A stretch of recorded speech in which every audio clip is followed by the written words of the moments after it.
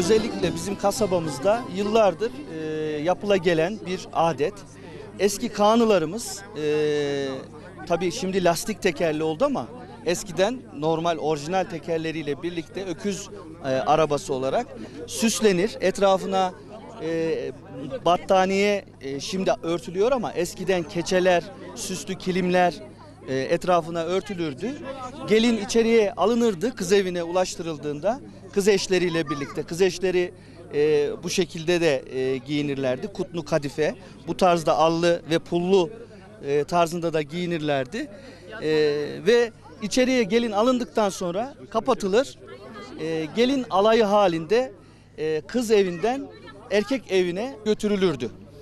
Tabii bu gelenek yakın zamanlara kadar devam etti. Köyümüzde özellikle genç kızlarımız düğünlerde allı ve pullu giyerlerdi.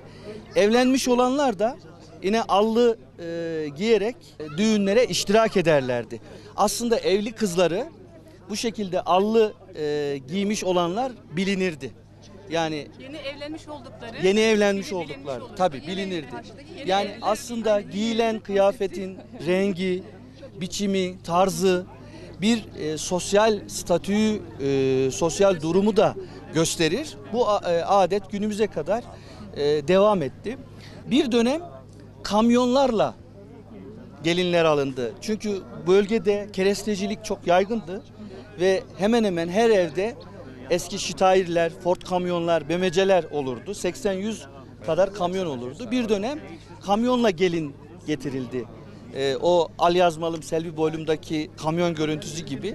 Sonra normal arabaların artışıyla birlikte bu adet bu şeklini aldı. Tabii şimdi siz anlattık sıra ben de çocukluğuma gidiyorum bir taraftan. Evet. Şimdi özellikle ben şunu çok iyi biliyorum ki Kurcuva'nın çok derin bir kültüre sahip olduğunu ve o geleneksel yapıya da gerçekten hakikaten çok bağlı olduklarını, koruduklarını da yakinen gören bir kardeşinizim ben de.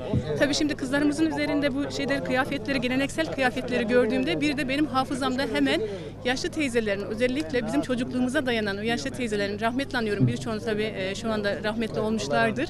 Böyle alınlarından eski paraların böyle dizilerek peslerin arasından nasıl aşağı doğru sarkıtılarak yani ayrı bir hava verdiğini, ayrı bir hani kendilerine değer verdiklerini de şu anda hatırladım, anımsadım.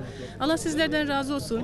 Yani bunun sürekli yaşatılması adına inşallah önümüzdeki süreçlerde böyle güzel bir ortamda sizlerle birlikte olabilmeyi oldukça arzu ediyoruz.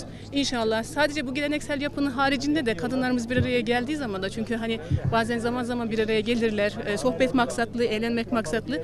O günlerde de inşallah bunlar yaşatılır ki çocuklarımız da onlardan yaşayarak, görerek devam ettirsinler. Ben de giydim.